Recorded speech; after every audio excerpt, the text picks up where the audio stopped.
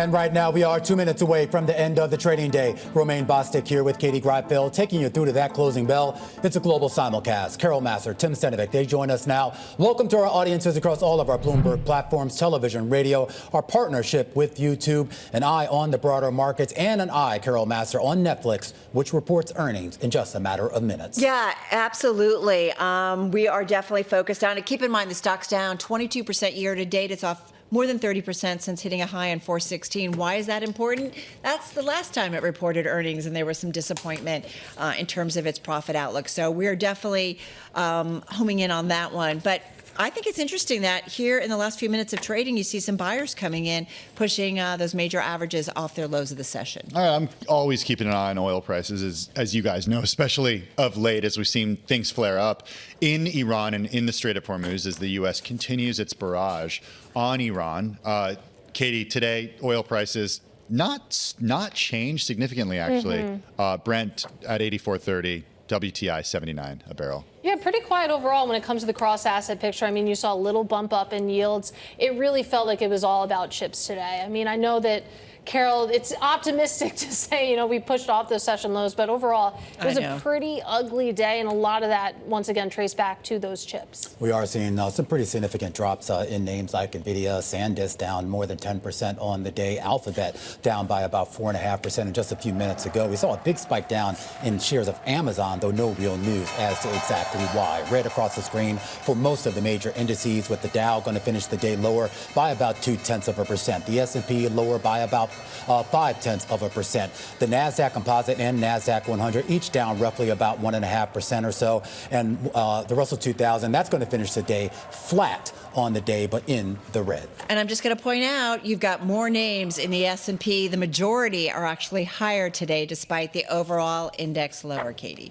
Yeah, it's the same story when you take a look at the sector level as well, really showing that you can have this broadening out beyond tech, and you might not necessarily see it at the benchmark level because you have information technology down by about 1.8% as a sector. That is weighing down the rest of the index. In terms of what did gain today, you had healthcare as a sector higher by about 2.2%. Consumer staples was your big winner on the day, 2.9% higher. But again, that's not going to be able to offset that big drag that you saw from tech and from also communication services. For so much of the day, we saw that the stocks, everything, all 30 components of the stocks were lower. Skyworks Solutions and Corvo, though, eked out ever so slight gains. 28 of the 30 names in the stocks fell. Broadcom, Micron, Marvell, and NVIDIA leading the pack lower.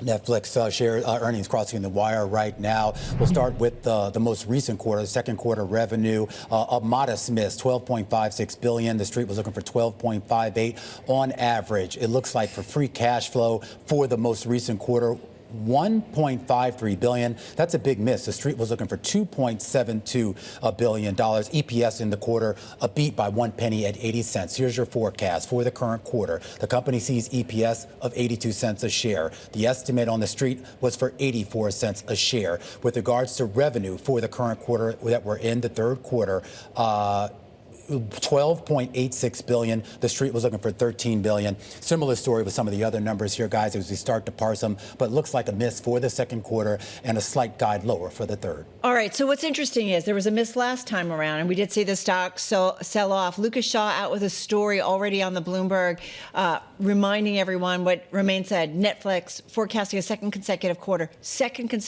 of slowing sales growth. Projected revenue of $12.9 billion, earnings of 82 cents a share. He points out the shares have declined more than 40% over the last year due to concerns about its future, despite still having more subscribers and viewership than any other paid streaming service. He reminds us, too, Lucas Shaw of Bloomberg, Netflix that is, investing in new kinds of program, live sports, video podcasts, and is leveraging generative AI to deliver higher quality output more quickly and at a lower cost. But I got to say, well, investors may be buying some of this because right now the stock is up about 1.6%. But again, it's been pulling back since it reported earnings back in April. Yeah, just looking at the investor letter, it kind of repeats a lot of what Carol said, but some additional details about those video podcast creators like Danny Go and Salish and Jordan Matter, cloud TV games too. The company said, and Carol mentioned the idea of leveraging AI, but remember they did make that big acquisition of Ben Affleck's company. Now the company says it's leveraging AI to provide a more personalized, immersive, and interactive experience for members. Also to make those ads more relevant for people who don't pay for the service without ads. Also improve the quality of the series and films. They call the entertainment industry dynamic and competitive, and they're staying ahead by executing against delivering value, leveraging tech, and improving monetization. Yeah, and when it comes to monetization, let's talk a little bit about the ads business. That coming up in the statement as well. The company says building out our ads business continues to be a top priority, and we remain on track to deliver approximately $3 billion in ads revenue in 2026. And we were having this conversation with Alicia Reese over at Wedbush earlier in the show. There's been a lot of concerns around engagement. Of course, Wedbush's view is that basically this ads ramp up outweighs that debate, but we know that that is top of mind for investors and certainly has weighed on the stock.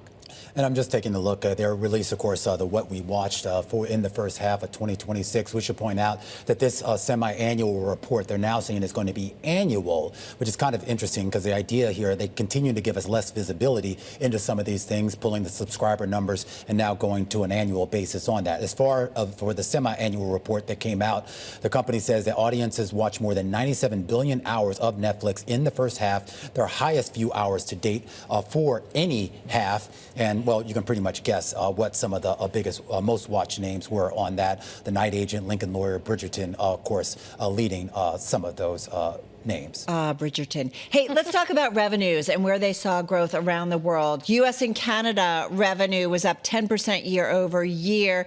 That estimate, though, did come in a little light. When we talk about Europe, Middle East, and Africa, that was up 14% year over year. That was spot on at about $4.03 billion. Latin American revenue was up 21% year over year, a little bit higher than the street forecast. And APAC revenue, that growth was up 16% year over year, and that too came in a little bit light. So it looks like around the world, maybe not hitting those numbers when it comes to revenues. So, Romaine, you mentioned the change in disclosures. The company saying it's in the letter, quote, evolving our view hours disclosure. So the change, they're going to report these industry-leading title by title and total view hours data, including weekly top 10 lists in more than 90 countries, separating the publication report from our earnings results to keep the focus on our primary financial metrics, which they argue is revenue and operating profit. I think a few years ago, if we would have said what are the primary metrics, it would have been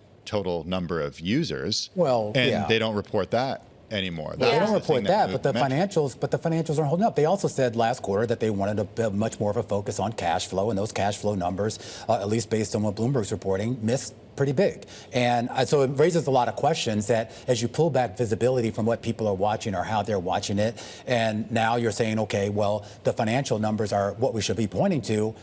What am I looking at here that's positive? I do think it is interesting that it seems like less disclosure is sort of the trajectory that Netflix has been going down. That decision to stop breaking out subscriber numbers now when it comes to the What We Watched report, going to be annually versus twice a year. I can see where the company is coming from, focus on the numbers themselves. But to Romaine's point, if those start to dip as well, then, you're seeing that after hours right now. Well, all you have to do is put it into an AI model and you can come out with the number. So it's not like it takes a lot of work anymore. Anyway, but when we talk about some of the reporting that Lucas had done about, the idea of engagement and this being an issue, and that feeds into the numbers. And we've talked with a lot of analysts that are a little bit concerned about not having that visibility and being able to track this. Maybe the ad business does become more of a dominant business, but how do you assess that and you have a sense of, what people are actually watching, why they're watching, how they're engaging? There's also a big question about how they're going to pay for content, push it into live events that are as costly and in some cases more costly than some of the scripted programming that they have. Right. We talk about the costs of any kind of sports coverage, right? It's a lot of bidding. It's a lot of expensive. It's very expensive, I should say. So go back to free cash flow, $1.53 billion. Again, I want to go to that number that you are highlighting, down 33% year over year. The estimate was for $2.72 billion. What was the most watched movie in the first half, Carol Massar? I don't know. War Machine. Then it was The Rip, then Swap, K-pop Demon Hunters, which is a surprise, was only number 4. Yeah. And then when you talk about the actual shows, the non-movies, it's His and Hers. Bridgerton was number 2. Stranger Things was at 4. And then it kind of drops off after that. I haven't seen one of those titles. Have you seen Miss Rachel? No. I mean, I Don't you have know children? I know who Miss Rachel is. Do you not let them entertain themselves? There's plenty to do No screens. without, the It's just One thing at Tim household, no TV, no junk food. It's just, sit there, eat your carrots. You know, and read a I'm book. that type of Boiled dad. eggs. He's very careful what goes in those kids.